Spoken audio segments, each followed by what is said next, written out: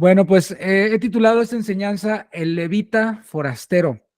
Vamos a tomar como base Jueces capítulo 17. De hecho, si pueden en casa, lean el capítulo 17 y el capítulo 18 del libro de los Jueces. Hoy vamos a tomar como base el versículo 7 de Jueces capítulo 17 y vamos a estar ahí en ese capítulo la mayoría del tiempo y en una parte del siguiente capítulo 18. El Levita Forastero. Jueces 17, versículo 17. ¿Habrá alguien que quiera leerlo para hacerlo interactivo? Jueces 17, 17. Alguien que lea, que encuentre rápido y que lea claro, con libertad. El primero que lo encuentre, prende el micrófono y lo lee y lo comparte. Amén. Venga. Dale, Dani. Jueces 17, 17. No, Jueces 17, 7. Jueces 17, 7. Y había un joven de Belén de Judá, de la tribu de Judá, el cual era levita y forastero allí. Gracias, gracias. Bueno, como decía, estos dos capítulos son muy interesantes. Les decía que lo leyeran porque ilustran muy bien lo que está ocurriendo en la actualidad.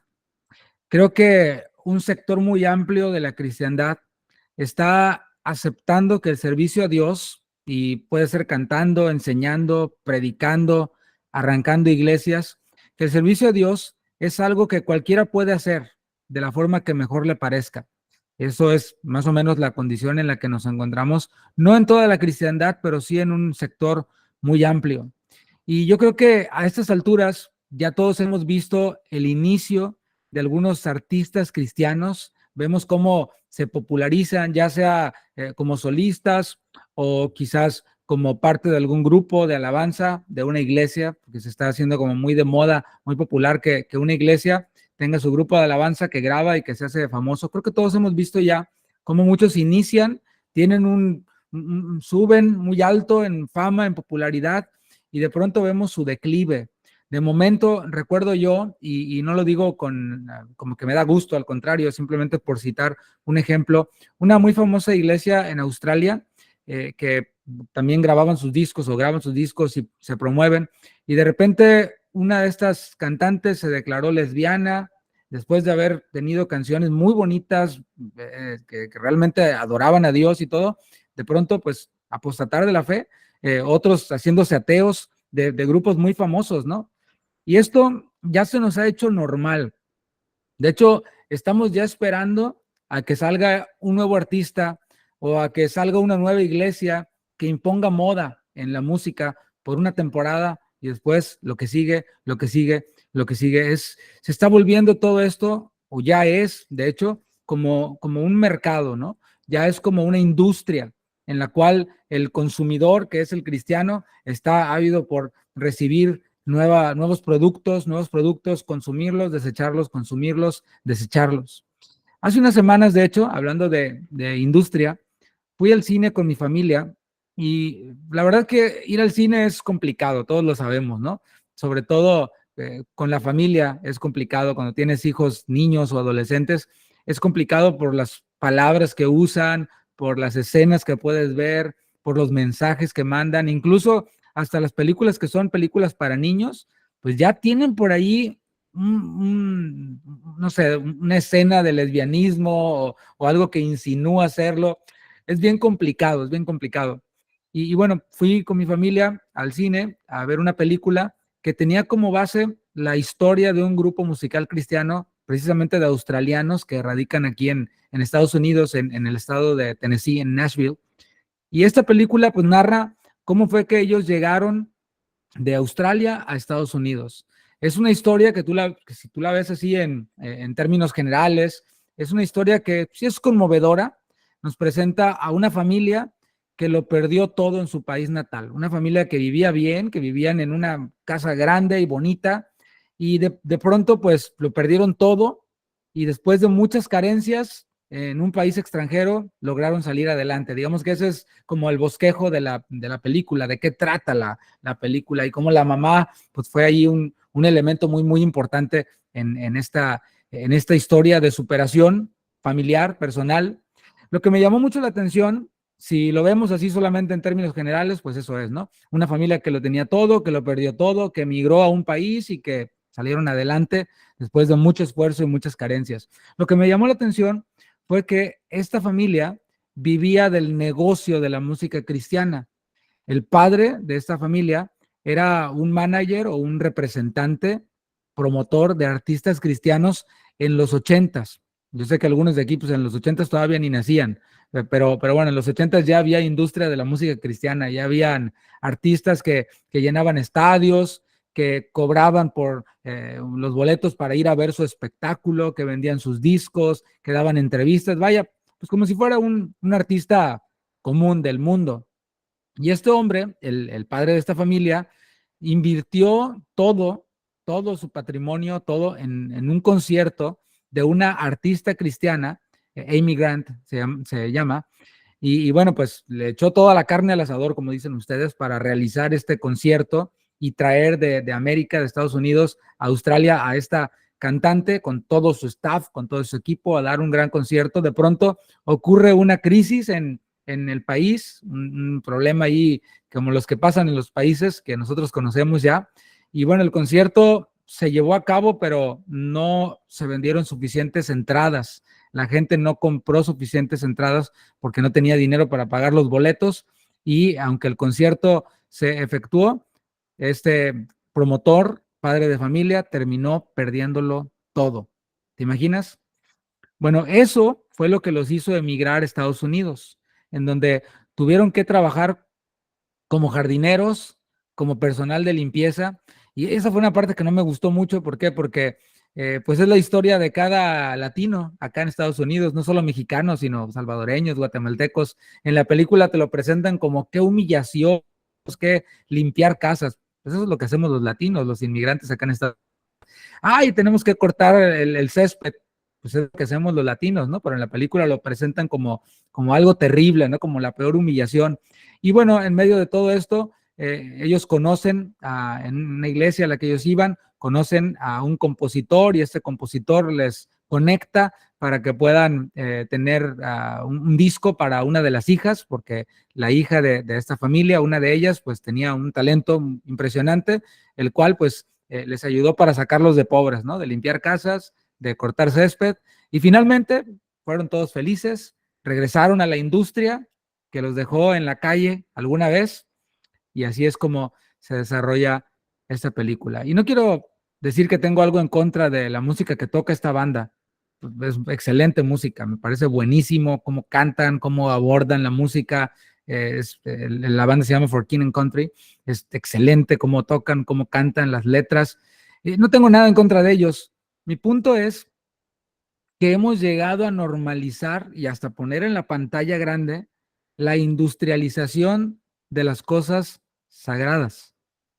Ya se nos hace normal, por ejemplo, que un artista secular y un artista cristiano o un artista que hace música cristiana sean lo mismo. Y creo que vale la pena pensarlo. Hemos ya normalizado la industrialización de las cosas sagradas. Hacemos películas como si fuera un producto, hacemos música y la consumimos como si fuera un producto, sin preguntarnos quién es el que está detrás del micrófono, quién es el que está detrás de estas canciones tan bonitas y cómo suenan.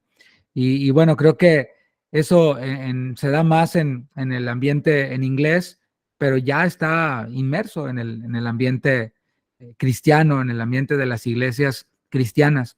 Precisamente en esos años 80, cuando estaba en auge esta cantante, solo por mencionar una, entre otros, ahí aparece Carmen, ahí aparece en la película, podemos mencionar a Steve Green o artistas en inglés que pues grababan y pertenecían a disqueras que invertían millones en esta industria.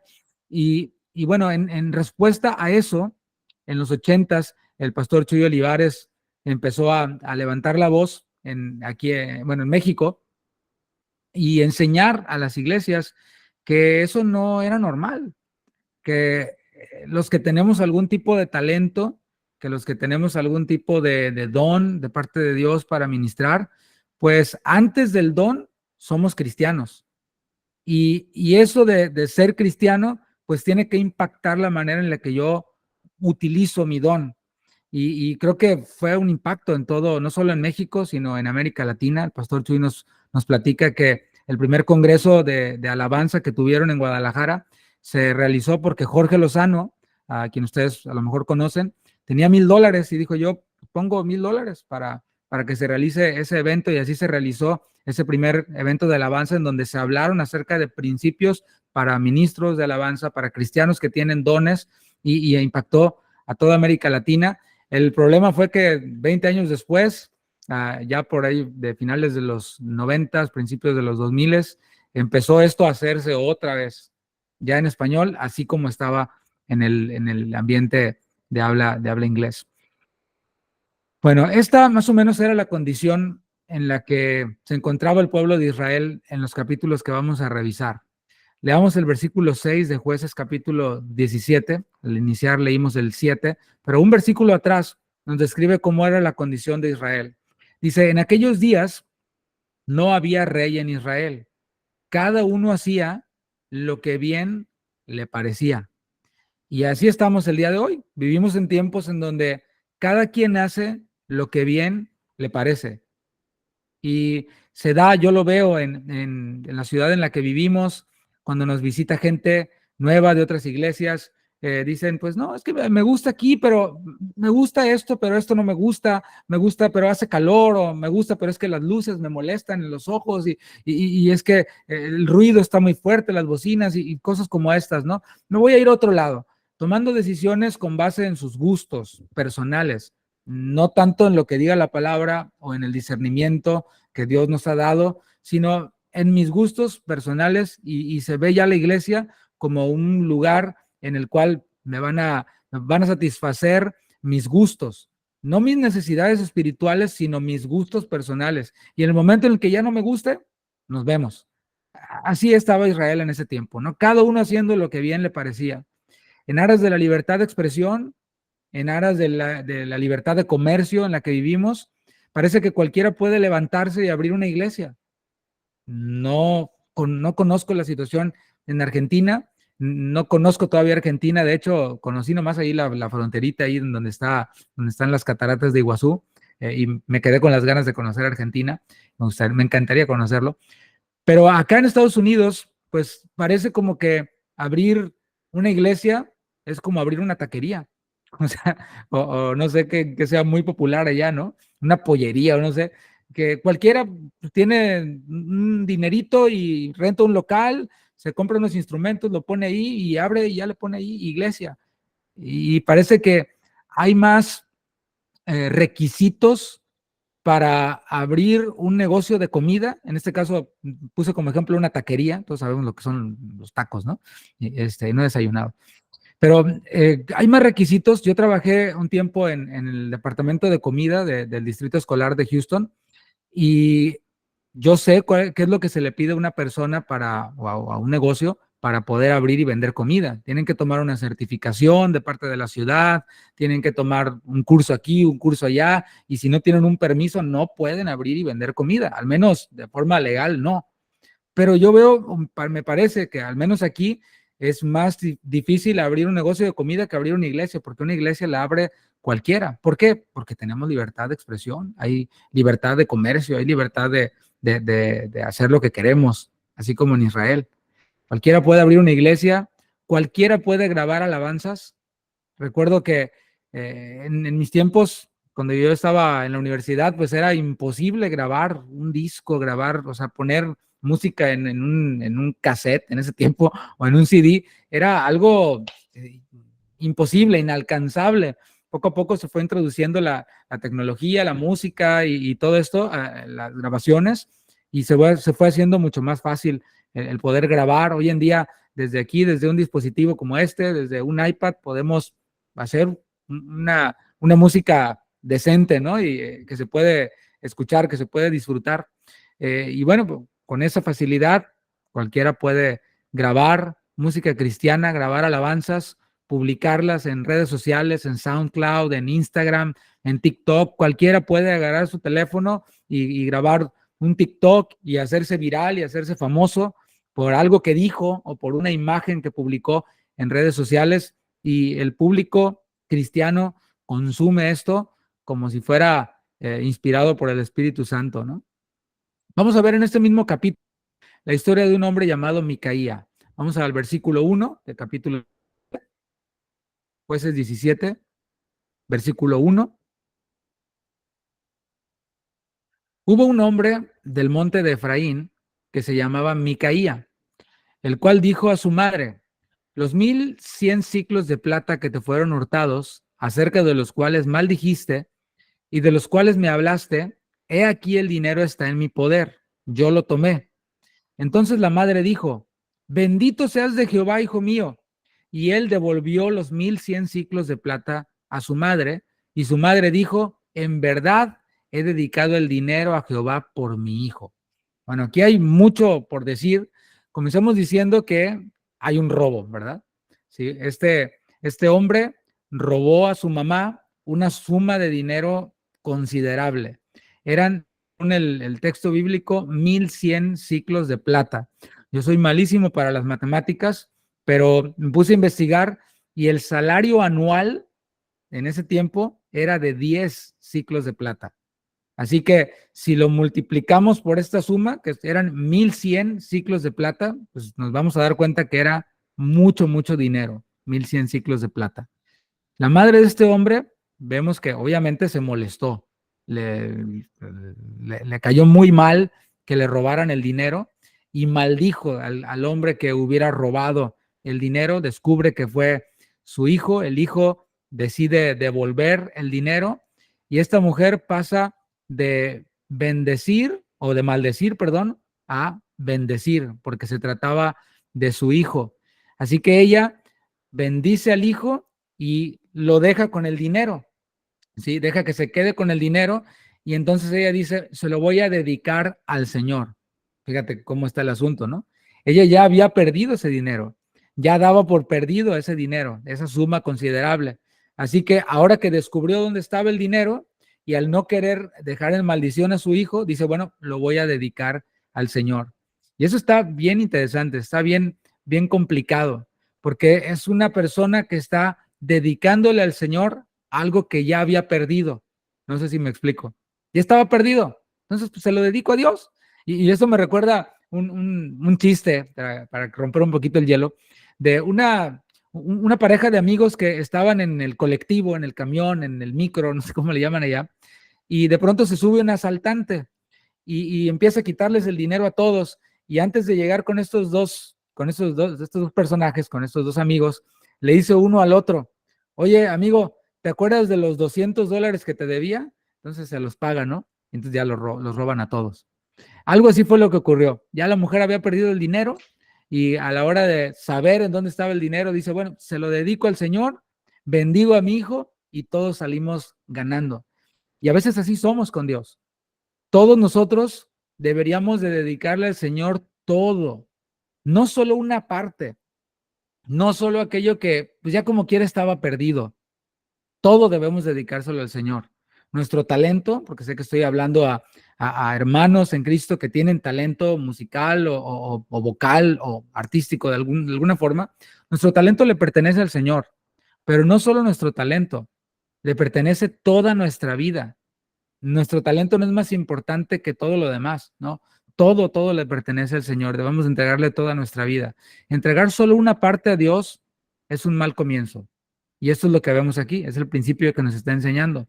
Cuando le entregamos a Dios solo una parte y esa parte que ya estaba perdida, que pues ya no tenía mucho valor para nosotros, en realidad es un mal comienzo para cualquier ministerio, para cualquier cristiano, para cualquier iglesia, una entrega parcial. Podemos ver en esta mujer que le está entregando a Dios un dinero que era mucho, pero ella misma está decidiendo qué es lo que va a hacer con el dinero. Veamos lo que sigue diciendo el versículo 3. Dice: yo lo dedico a Dios, pero dice, para hacer una imagen de talla y una de fundición. Ahora pues, yo te lo devuelvo. Mas él devolvió el dinero a su madre y tomó su madre 200 ciclos de plata y los dio al fundidor, quien hizo de ellos una imagen de talla y una de fundición, la cual fue puesta en la casa de Micaía. Mira, cuando nosotros decimos, yo le entrego mi vida al Señor, cuando lo decimos no solo de palabras, sino como que es en serio, eso implica que Él, o que le vamos a permitir a Él que nos diga cómo hemos de hacer las cosas. Eso es lo que implica darle nuestra vida al Señor. Si yo digo, Señor, te voy a entregar mi talento, hablando de eso, o sea, mi vida, pero mi talento también, incluido mi talento, obviamente es porque yo espero que Dios me va a decir qué haga yo con mi talento, así como Pablo cuando iba en camino a Damasco, que se encontró con el Señor y le dijo al Señor, ¿qué quieres que yo haga? Entonces escuchó la instrucción de Dios y del Señor Jesucristo, le dijo, vas a ir a este lugar y se te va a decir lo que tienes que hacer, y fue siguiendo indicaciones. Ya no era Pablo el que decía, yo voy a servir a Dios de esta manera, como yo quiero, sino ahora era el Señor diciéndole a él cómo iba a hacer las cosas y él obedeciendo esas instrucciones. Bueno, eso es entregarle al Señor, es aceptar hacer lo que Él nos dice que hagamos. Si decimos que nuestra vida le pertenece, entonces vamos a hacer lo que Él quiere y como Él quiere. Y eso quiere decir como está establecido en su palabra. Claramente vemos que esta mujer adinerada no conocía la palabra o no quería conocerla, porque vemos que no consultó con ella. En la palabra de Dios, en Éxodo 20, que era algo que estaba accesible para ella, decía claramente y dice claramente, Éxodo 24, no te harás imagen ni ninguna semejanza de lo que esté arriba en el cielo, ni abajo en la tierra, ni en las aguas debajo de la tierra. No te inclinarás a ellas, ni las honrarás. Y nos da el porqué el Señor. Dice, porque yo soy Jehová, tu Dios fuerte, celoso, que visito la maldad de los padres sobre los hijos hasta la tercera y cuarta generación de los que me aborrecen. Entonces vemos aquí que ella dice, lo voy a dedicar a Dios. ¿Cómo? Mandando hacer una imagen de talla y una de fundición. Justo con lo que Dios dijo que no hiciera, ella está diciendo, yo lo voy a dedicar a Dios. Y tan solo ahí deberíamos de detenernos, ¿no? A pensar en nuestra vida, si no es que estamos haciendo algo que contradice la palabra. Y estamos diciendo, yo voy a servir a Dios, pero a mi manera. Yo voy a servir a Dios contradiciendo lo que Él mismo dice.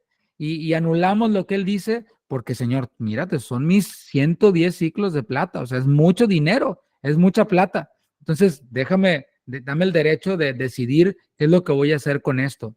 Y creo que ahí es en donde empieza la podredumbre, ¿no? Empieza ya el desastre de todo esto. Y eso mismo ocurre el día de hoy. Puede ocurrir quizás entre nosotros, personas que descubren que pueden cantar, que pueden tocar, que pueden enseñar quizás, y desean dedicarle a Dios eso, pero en vez de preguntarle a Dios qué es lo que quiere que hagan, van y toman como referencia a artistas cristianos. Ok, yo canto, voy a ver quiénes están cantando en el internet, artistas cristianos o peor aún a los del mundo, ¿no? Y voy y veo a los del mundo o a los artistas cristianos cómo están haciendo las cosas. Y tal y como ellos lo hacen, yo lo quiero hacer. Y lo imito, sin detenerme a preguntarme qué está escrito. Si esto que ellos hacen y que es normal, no está contradiciendo la palabra de Dios. Porque a veces tendemos a pensar que lo que todos hacen es normal. Y no necesariamente. Normal quiere decir que es una norma, que así debe hacerse. Y el hecho de que todos lo hagan quiere decir que es común, pero no es normal. Lo normal, lo que norma, es lo que establece la palabra de Dios. Entonces, hasta aquí debemos de entender, porque a menudo surgen preguntas y dicen, es que ¿por qué no podemos cantar las canciones de tal grupo famoso? Es que no nos dejan cantar las canciones. No es tanto que no nos dejen o que no podamos. Es que es una pregunta mal planteada. Creo que deberíamos de regresar a los principios, y ese es el propósito de esta enseñanza, regresar a los principios y preguntarnos si no de entrada está ya todo construyéndose equivocadamente. Y vamos a seguirlo viendo, ¿no? Versículo 5, seguimos leyendo el versículo 5, dice, y este hombre Micaía tuvo casa de dioses e hizo efod y terafines y consagró a uno de sus hijos para que fuera sacerdote. O sea, ya dije, ya empezamos mal, ¿no? A partir del momento en el que ella dijo, yo ahora lo voy a consagrar al Señor y yo voy a decir lo que se va a hacer, ya empezó todo mal. Y ahora veamos cómo se desarrolla todo mal. El dinero de la madre de Micaía era mucho, mucho dinero, ya lo dijimos. Por ejemplo, en Éxodo 32, todos recordamos esa escena cuando Moisés sube a recibir las tablas de la ley y está ahí arriba y de pronto el pueblo empieza a desesperarse y le dice a Aarón, oye, haznos dioses porque aquí se está poniendo muy aburrido el asunto y nosotros queremos, pues, queremos que eso esté bueno, ¿no? Que se ponga buena la fiesta, queremos adorar, a lo que sea, pero queremos adorar, queremos danzar, como sea, pero queremos danzar. Entonces comenzó Aarón a recaudar dinero o en este caso joyas, fondos para poder hacer el ídolo, los ídolos. En ese tiempo, en Éxodo 32, todo el pueblo tuvo que cooperar trayendo sus joyas de oro para poder hacer la estatua de talla y la estatua de fundición.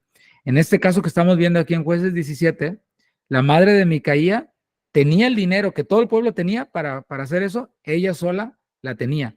No solo para hacer esta estatua de talla, esta estatua de fundición, sino también tenía los recursos para hacer un efod. El efod era una prenda que se les designaba a los sacerdotes, una prenda de mucho valor. O sea, aquí hay un principio, ¿eh? Los sacerdotes tenían un vestuario que los distinguía de los demás, no como manera de superioridad, sino como una distinción de que era alguien consagrado al servicio a Dios. Y ahí está solamente un principio, ¿no? Para aquellos que decían, no, es que ¿por qué tenemos que salir vestidos a ministrar de tal o cual forma? Yo me voy como yo quiero. Bueno, sí, hay la libertad de irnos como queramos, pero está este principio, ¿no? Obviamente está la autoridad que nos establece, nos dice, ¿sabes qué? Nos vamos a ir de uniforme, nos vamos a ir vestidos de tal manera, pero sí hay un principio, lo podemos ver aquí. Los sacerdotes, los que servían en el templo, tenían una vestimenta que los distinguía como servidores de Dios.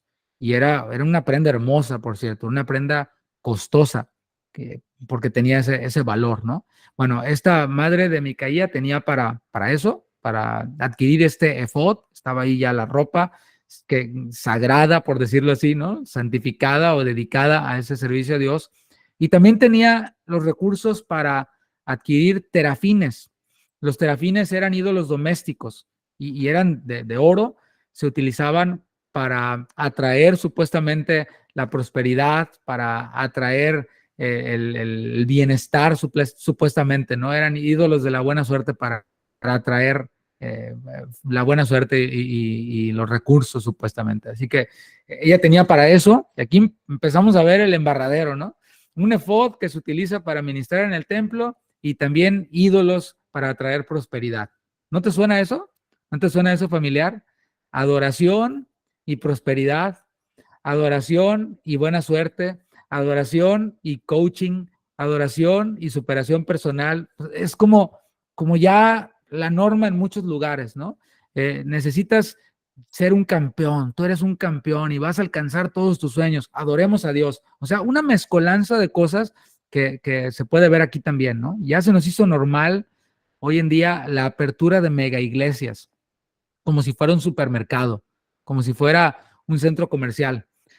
Aquí en donde nosotros vivimos es una ciudad que ya se convirtió en la tercera más grande, más importante de Estados Unidos.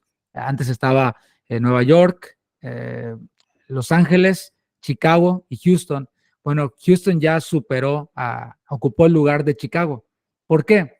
Porque está llegando gente de muchos lados a vivir acá, precisamente de Nueva York, de California. Se está llenando acá en Texas porque la vida es más barata que en esos otros estados, en esas otras ciudades, y se puede ver cómo se desarrollan vecindarios, lugares de muchas casas.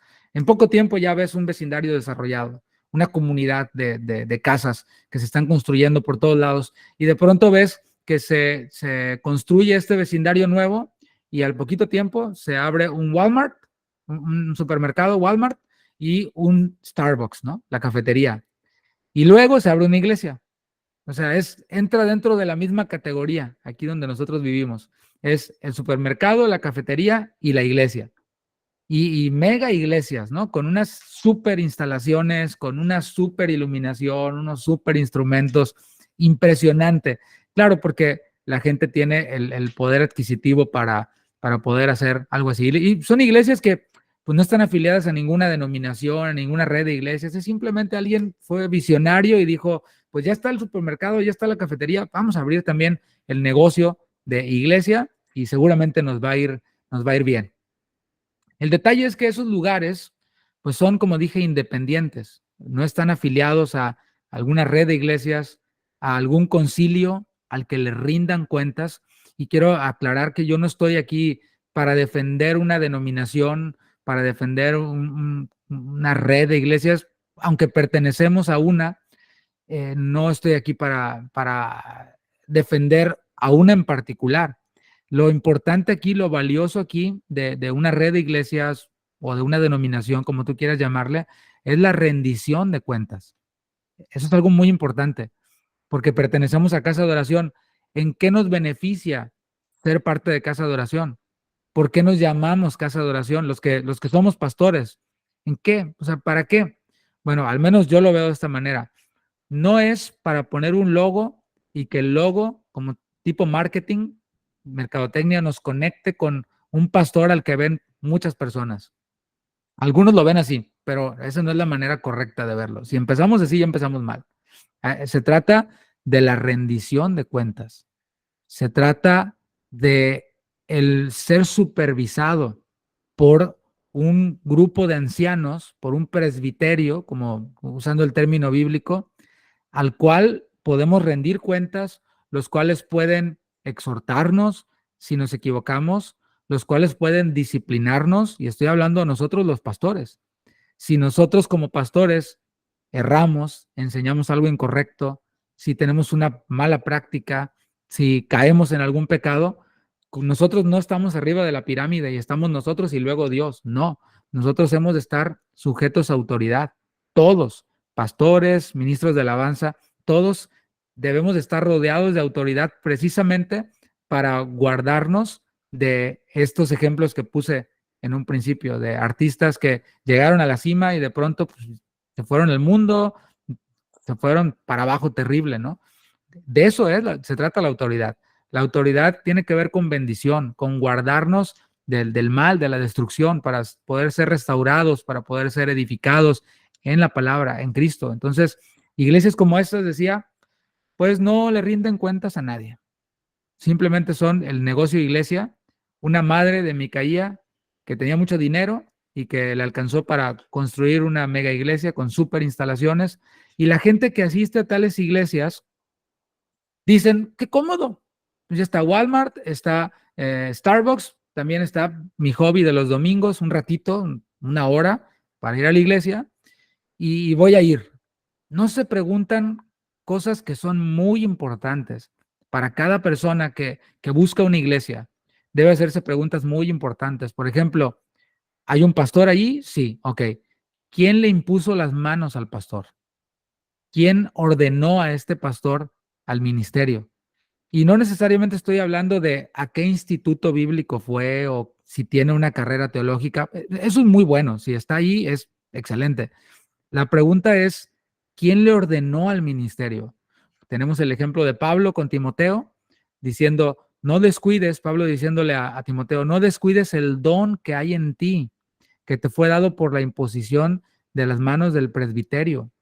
O sea, hay una ordenación de Timoteo. No fue Timoteo diciendo, ahora soy pastor y tengo un dinerito, mi mamá tiene un dinerito, voy a abrir una iglesia, me pongo una playera, oversize, unos skinny jeans, unos tenis Jordan, ¿sí? Y que se vean los tatuajes y ya soy pastor, celebrity pastor, ¿no?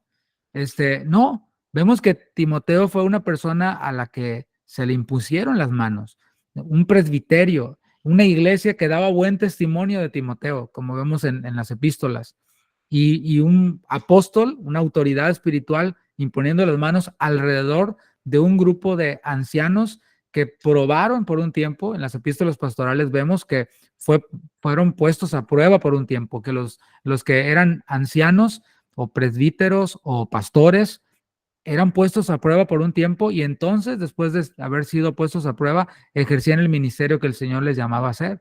Y son preguntas, es información que muchos simplemente no tienen, que no se hacen a la hora de visitar un lugar como estos. ¿Quién le impuso las manos al pastor? ¿Fue su mamá rica o fue un concilio de hombres de Dios?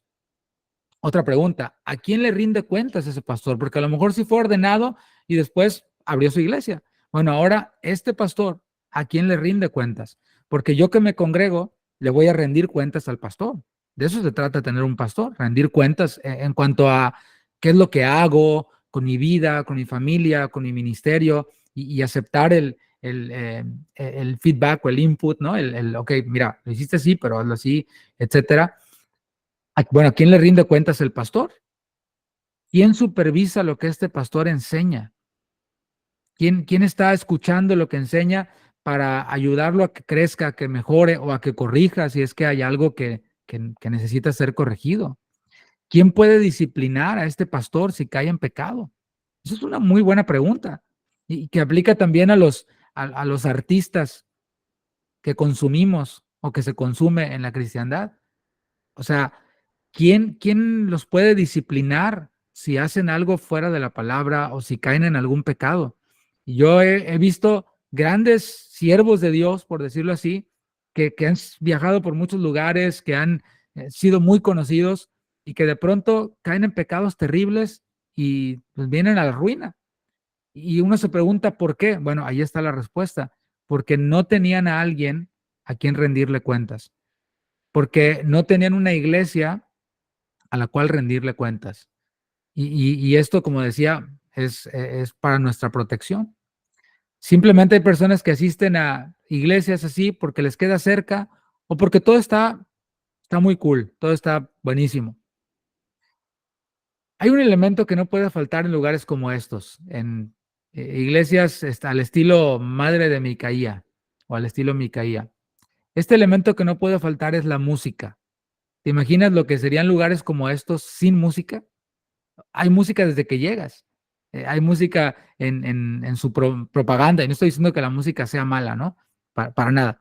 Pero estoy hablando de la importancia y la relevancia que tiene en iglesias como estas la música. La música se ha vuelto ya casi el centro de todo. Repito, no que la música sea mala, es buena, Dios la creó. Dios mismo se regocija en medio de nosotros con cánticos, dice la palabra. El problema es cuando la música se vuelve más importante que Dios mismo, cuando la música se vuelve el centro de todo, cuando la música se vuelve el objeto adorado en vez de un elemento para adorar. Hay un principio muy importante que me gusta recordar. En una iglesia pueden faltar instrumentos musicales, puede faltar un grupo de adoración. Lo que no puede faltar es la adoración. Fíjate cómo a lo mejor nos sonó, ay, ¿cómo? Entonces, pero no, si no hay instrumentos, si no hay músicos, no hay adoración. No, sí hay, puede haber. Y es el caso de iglesias, misiones que van comenzando, que dicen, ay, pues es que no tenemos equipo de adoración o grupo de alabanza. Bueno, pero adoración tiene que haber, aunque no tengan, ¿no? Y eso es algo que debemos de tener en cuenta porque nos ayuda a no sentirnos indispensables los que cantamos, los que tocamos. No, es que si no hay bajo, pues no, la música no se siente, ¿no? No vibra, no retumba el edificio. No pasa nada. Nosotros adoramos a Dios, que Dios está presente, con eso es suficiente, aunque no haya toda una orquesta.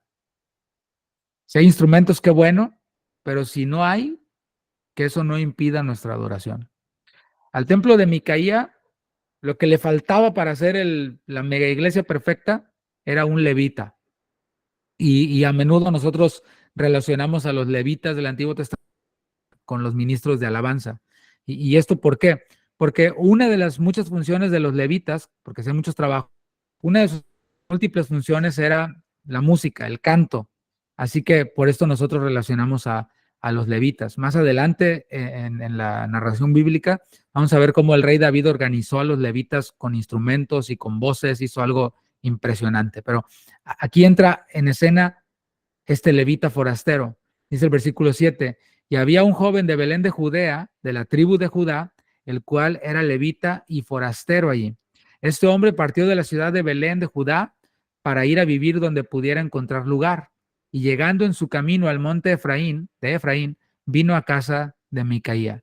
Bueno, el texto nos dice que era un joven levita, es decir, era de la tribu de Leví. Y después leemos que era de la tribu de Judá. Bueno, era de la tribu de Leví porque había nacido allí, pero en ese tiempo muchos levitas quedaron desamparados en tiempos de los jueces y había un desorden en Israel, ya lo vimos, los templos se cerraron, los levitas quedaron dispersos y muchos de ellos emigraron a lugares como Judá y se integraron a esas tribus.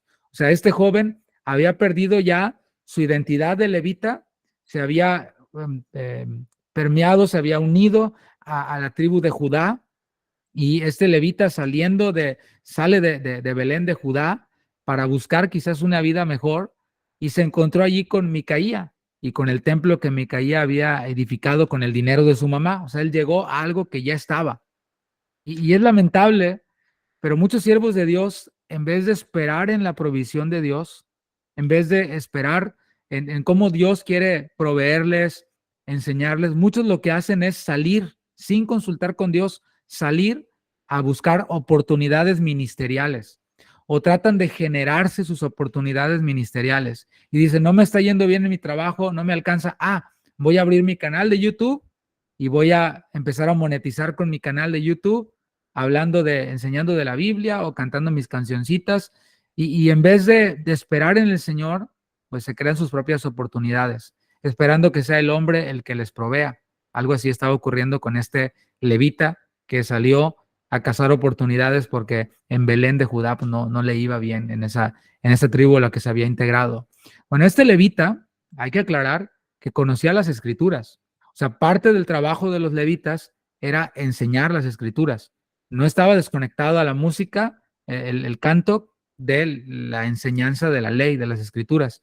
Así que este levita era conocedor de la ley, de las escrituras, y cuando llegó allí con Micaía, a la iglesia o al templo de Micaía, yo no sé tú, pero yo creo que debió de haberle advertido, oye Micaía, ¿qué es esto?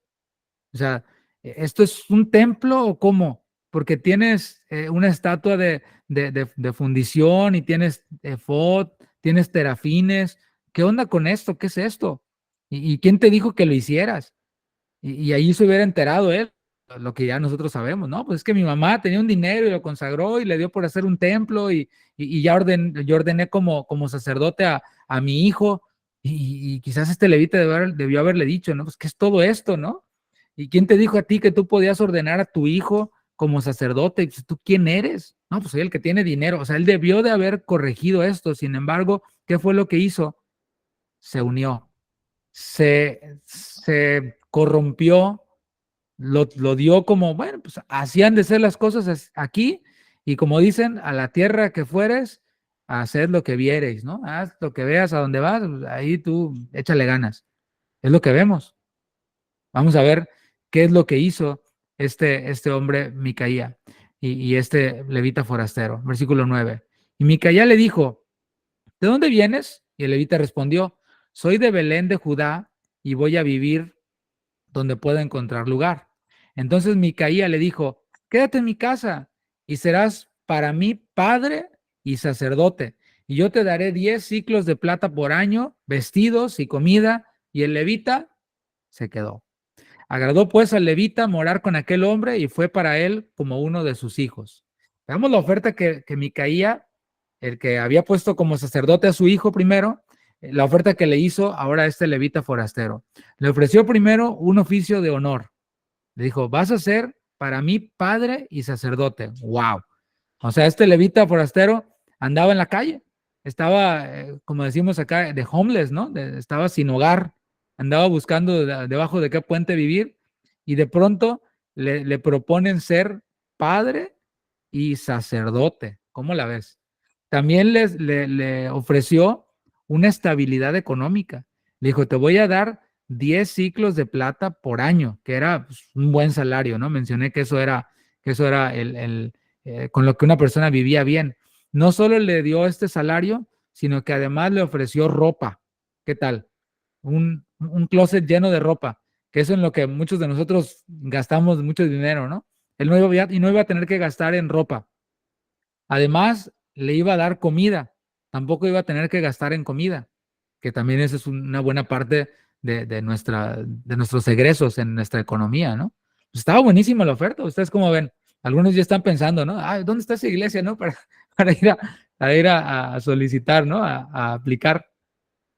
Es bien sabido que hay muchos músicos el día de hoy, directores de alabanza, que andan en busca así de oportunidades, que andan buscando en dónde les puedan ofrecer cosas como estas.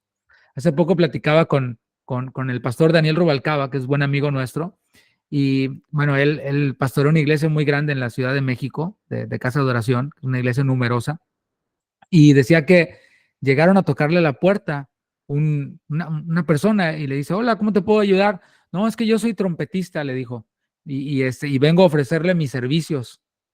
¿Cuánto me puede pagar usted para que yo sea trompetista ahí en su iglesia? Y el pastor Daniel dice que hizo una cara así como que pensando qué es lo que iba a decirle, ¿no? Como preparando el bosquejo de que le iba a predicar en ese momento, es lo que hubiera hecho yo también. Y cuando este músico ve la reacción del pastor Daniel, que está ya en su mente preparando una enseñanza, le dice, pero, le dice, no, ni se moleste, no me tiene que decir nada. Lo veo como que no está de acuerdo, así que ni pierda su tiempo, ni me haga perder el mío. Yo voy a seguir buscando quién me contrate. Y se fue. Dice el pastor Daniel que a las 2 semanas vio la transmisión de un pastor amigo de él, que no es de casa de oración, por cierto, y ahí estaba ya el trompetista, ¿no? Tocando. Bueno, eso solo por poner un ejemplo de muchos que yo pudiera darles a compañeros músicos que yo tengo, que pues les da igual tocar en un bar, en una fiesta en donde hay alcohol, en donde hay de todo, y tocar la Macarena, que el domingo tocar alabanzas a Dios. Les da exactamente igual, en donde paguen, ¿no? O músicos que no son cristianos, pero que tocan en iglesias porque les pagan bien. Pongo como ejemplo la iglesia en donde nosotros rentamos, es una iglesia de afroamericanos, y ellos nos rentan las instalaciones. El baterista de la iglesia gana $500 por reunión. Entonces, pues igual lo puedes ver tocando allí por $500 el domingo, y de ahí se va a otras 3 y pues ya saca su buen dinerito, ¿no? Y el día anterior pues toca en un bar, en donde le toquen, es un músico a sueldo. Bueno, así lamentablemente hay muchos que andan en búsqueda de oportunidades, de qué iglesia les va a ofrecer más, y tristemente hasta pastores, ¿no? Que son pastores de una iglesia y están buscando ya otra iglesia que les pueda pagar más por sus servicios. Y de pronto dicen, hermanos, Dios me está llamando a otra iglesia, ¿no? Y se van. Supuestamente Dios los llamó a otra iglesia en donde les paguen mejor. Versículo 12. Y Micaía consagró al levita. Escucha eso, ¿no? Ve eso. Micaía consagrando al levita. Y aquel joven, forastero, levita, le servía de sacerdote y permaneció en casa de Micaía. Vemos el desorden, ¿no? Nuevamente, ¿quién autorizó a Micaía para ordenar como sacerdote a este levita? ¿Quién le dijo a Micaía que podía ordenar como sacerdote a su propio hijo? ¿Qué pasó con el hijo de Micaía? No sé. Creo que le dijo, Micaía, tengo uno más preparado que tú, así que hazte un lado y yo lo voy a dedicar como sacerdote. Y esa es la situación en la que muchos se encuentran. Se inicia una congregación por iniciativa de un hombre con una mamá adinerada. El hombre junta los elementos necesarios para atraer a la gente, se pone a sí mismo como pastor y luego le impone las manos a otros también como pastores. Esa es la situación que vemos, ¿no? Muy similar a la de la iglesia de Micaía. Y quiero aprovechar aquí para acomodar el asunto. El servicio a Dios es por medio de un llamado y no por iniciativa propia. Es decir, puede haber en nosotros un deseo de servir a Dios. La Biblia dice, el que anhela obispado, buena obra desea. Igual, el que anhela servir en la alabanza es algo bueno. Es mejor servir en la alabanza que ser narcomenudista, ¿no? O ser secuestrador. Es una buena obra, pero es por llamado de Dios. Dios ya había designado a personas para servir en el sacerdocio. Lo vemos allí, una tribu. De la misma forma, en el Nuevo Testamento vemos que las iglesias y los ancianos eran movidos por el Espíritu Santo para imponer las manos sobre las personas y para enviarlos. Lo vemos en Hechos 13, versículo 2, cuando en medio de una reunión de oración se dijo: apartadme a Bernabé y a Saulo para la obra a la que los he encomendado.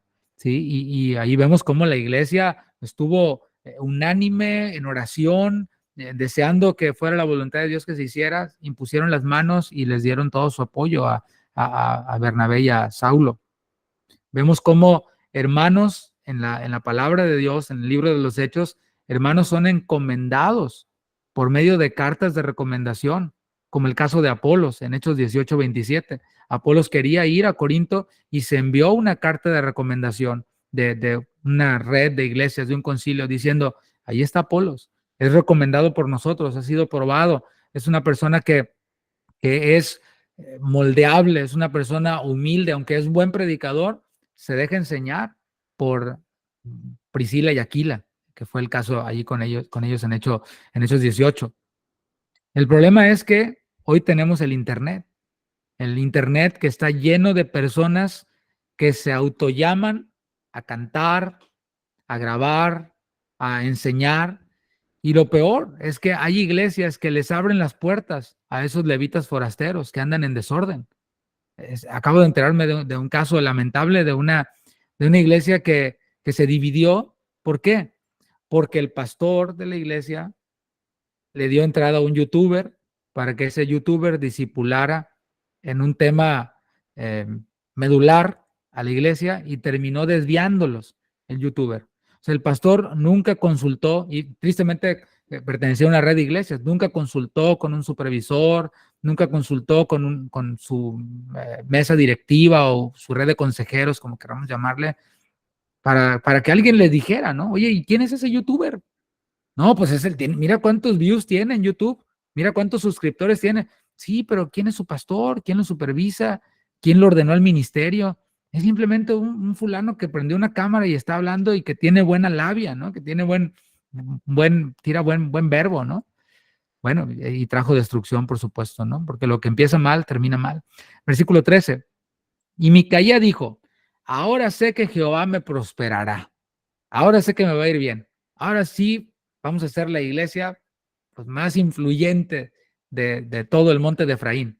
¿Por qué? Porque tengo un levita por sacerdote. O sea, él estaba legitimizando su propio rollo. Espero se entienda, ¿no?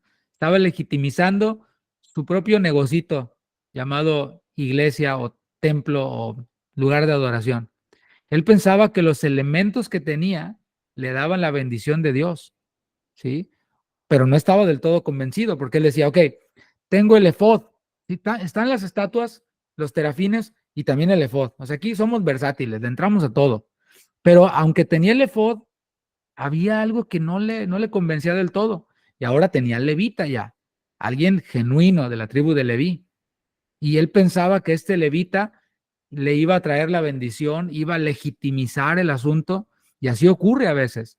Se le pone un elemento legítimo a algo ilegítimo y con eso se piensa que ya está, ya es legítimo. Es imposible esperar el respaldo de Dios si hacemos las cosas a nuestra manera.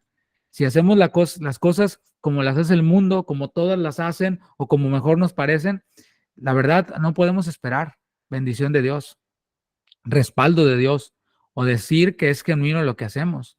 No porque alguien cante cosas bíblicas o porque enseñe cosas de la Biblia, cuenta necesariamente con el respaldo de Dios. Repito, no porque alguien cante cosas bíblicas o porque enseñe cosas que están en la Biblia, automáticamente cuenta con el respaldo de Dios.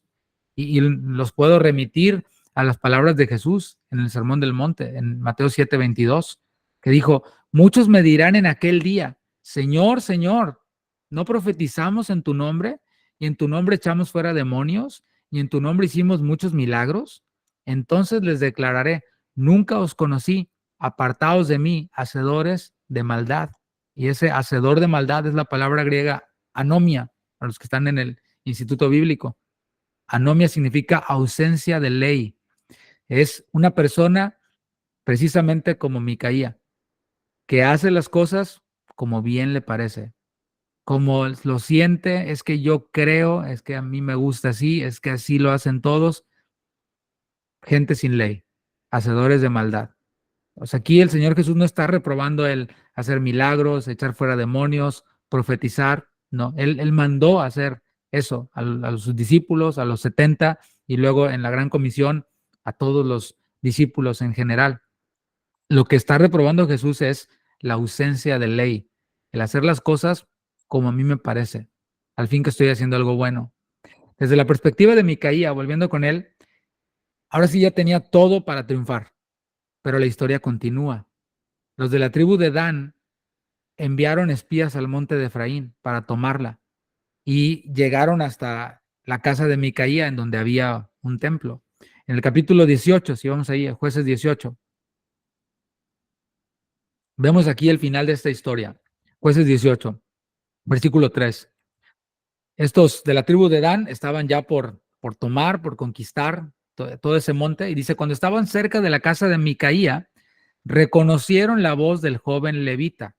Y esto atrae nuestra atención, ¿no? O sea, este joven levita forastero, al parecer ya había andado por muchos lugares, era conocido, su voz era conocida, porque estos conquistadores llegaron y escucharon la voz del levita. No sé si estaba cantando, no sé si estaba hablando en voz alta, pero dijeron, oye, esa canción me suena. ¿Quién es? Ah, es el levita forastero, ¿no? El youtuber forastero, el músico forastero. Ah, sí, sí es. Reconocieron su voz. Y llegando allá le dijeron, ¿quién te ha traído acá? Si fuera mexicano, le dice, ¿qué onda? ¿Qué haces acá? ¿Qué haces aquí? ¿Y qué tienes tú por aquí?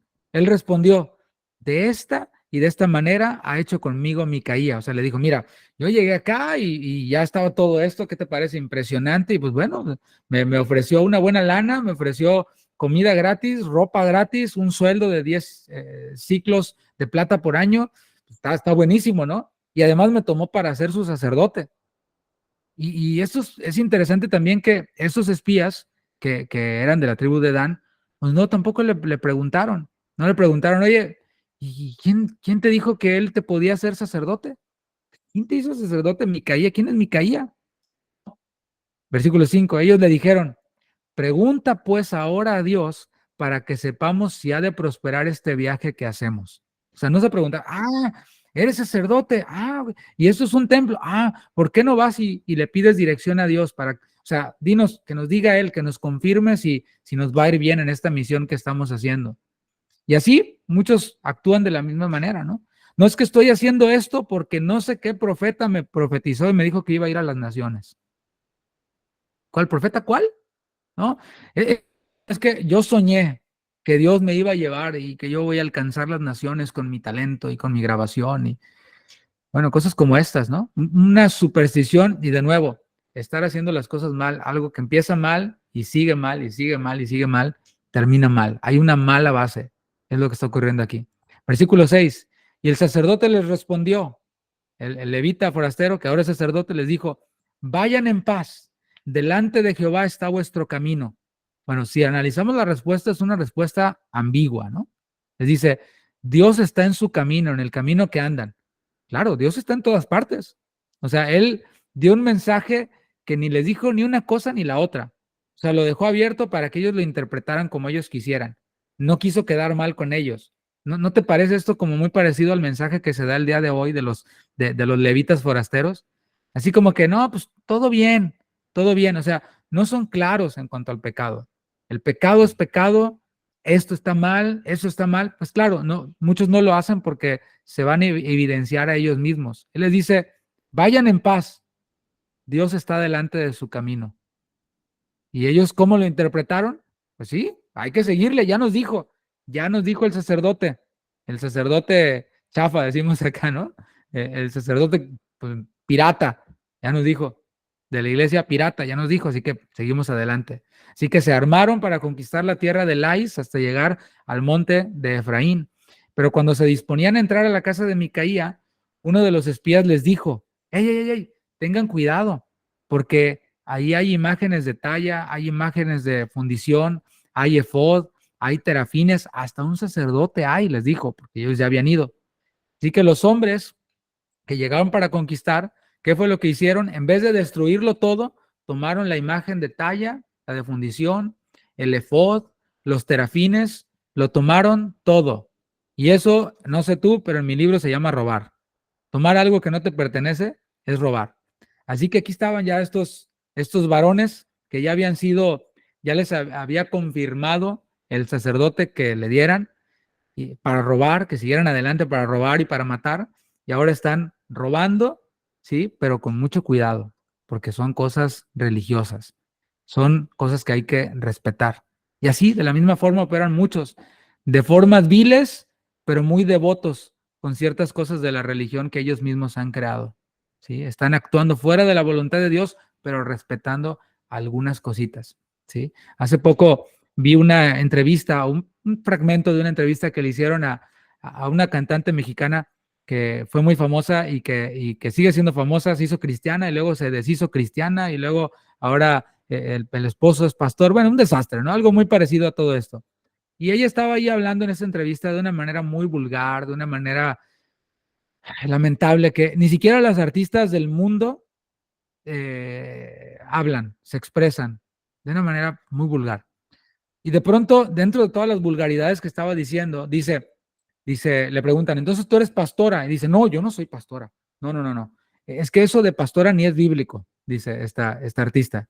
Dije, órale, mira, o sea, está hablando un montón de vulgaridades, sale a cantar vestida de manera pues, no digna de una cristiana, pero dice que eso de las pastoras no es bíblico, ¿no? O sea, tiene sus elementos religiosos ahí como medio legalistones pero tiene de los dos mundos, ¿no? O sea, una manera muy confusa. Me recordó esto mientras leía.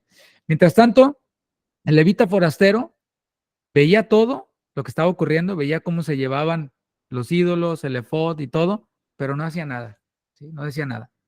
Versículo 18 de Jueces 18. Entrando pues aquellos en la casa de Micaía, tomaron la imagen de talla, el efod, los terafines y la imagen de fundición, y el sacerdote les dijo, ¿qué hacéis vosotros? Y ellos respondieron, calla, pon tu mano sobre tu boca y vente con nosotros, para que seas nuestro padre y sacerdote. ¿Es mejor que seas tú sacerdote en casa de un solo hombre que de una tribu y familia de Israel? Y se alegró el corazón del sacerdote, el cual tomó el efod y los serafines y la imagen y se fue en medio del pueblo. Vemos de nuevo aquí a Levita ante una oportunidad grande, ¿no? Sí, o sea, corría peligro su vida, era como decimos, plata o plomo, ¿no? O plomo o plata. O sea, corría peligro su vida porque si él decía, oiga, no, se ponía, lo iban a matar de todas maneras. Entonces dijo, pues de que me maten a que me quede yo como sacerdote, no solo de una casita como esta, ¿no? De una iglesita, mega iglesia, a una super iglesia de toda una tribu, no, pues mejor tomo la mejor oferta. Se fue con el mejor postor. Y esto, aquí vemos un elemento de lealtad. La lealtad es un valor que funciona bien cuando las cosas se están haciendo bien. Pero cuando el ministerio se hace por avaricia, cuando el ministerio se hace por un interés personal, la lealtad es frágil. Aquí en Houston, la iglesia más conocida, pues tenía un director de alabanza en el área hispana y de pronto el director de alabanza, pues se fue a otra iglesia aquí al noroeste de la ciudad y después terminó yéndose a Dallas, ¿sí? O sea, no había una lealtad. ¿Por qué? Porque la lealtad es con el money, ¿no? Es con el dinero. Así que así ocurre. Y bueno, después se terminará yendo donde le ofrezcan más. Versículo 30, para ir concluyendo. Vemos aquí cómo termina todo esto. Dice, y los hijos de Dan levantaron para sí la imagen de talla, y Jonathan, hijo de Gersón, hijo de Moisés, él y sus hijos fueron sacerdotes en la tribu de Dan, hasta el día del cautiverio de la tierra. Así tuvieron levantada entre ellos la imagen de talla que Micaía había hecho todo el tiempo que la casa de Dios estuvo en Silo. Sí podemos ver el ejército de la tribu de Dan conquistando Lais, llevándose todos estos elementos que habían costado mucho dinero y estableciendo ahora de forma oficial la idolatría en la tierra prometida. La idolatría oficial a la tierra prometida llegó gracias a un robo, ¿sí? De una cuantiosa suma de dinero, de una madre dedicándole el dinero al Señor supuestamente y dándoselo a su hijo, y es, lo que comenzó así terminó con idolatría consolidada en la tierra prometida. Para concluir, el hecho de que muchos hagan algo de cierta forma no quiere decir que nosotros lo tengamos que hacer así. Esa es una enseñanza que podemos sacar de estos dos capítulos y el resumen de estos dos capítulos. No porque todos lo hacen de cierta manera, yo lo voy a hacer así. No porque todos lo hacen quiere decir que está aprobado por Dios. No porque todos lo aprueban quiere decir que Dios lo aprueba. La manera común de hacer las cosas no necesariamente es lo que Dios quiere. Aunque prospere, aunque le vaya bien, aunque se vea todo impresionante, ¿sí? El llamado de esta enseñanza, el llamado de todo esto, es a que volvamos a la palabra, si nos hemos apartado de ella, si se nos ha hecho ya normal todo esto, pues sí es, que volvamos a la palabra o que nos aferremos a la palabra, ¿no? Si es que no nos hemos desviado, que nos aferremos a ella, a que demos cada paso de nuestra vida con base en la palabra, que le entreguemos no solo una parte de nuestra vida, sino toda nuestra vida, no solo aquello que ya dábamos por perdido, sino todo, que le entreguemos al Señor. Evitar ser levita forastero, como un forastero independiente, estar bajo autoridad, esos son algunos de los llamados, que todos estemos bajo autoridad, que rechacemos todo aquello que represente una contradicción a la palabra, aunque nos veamos exagerados, aunque nos veamos legalistas, que rechacemos todo aquello que contradice a la palabra de Dios.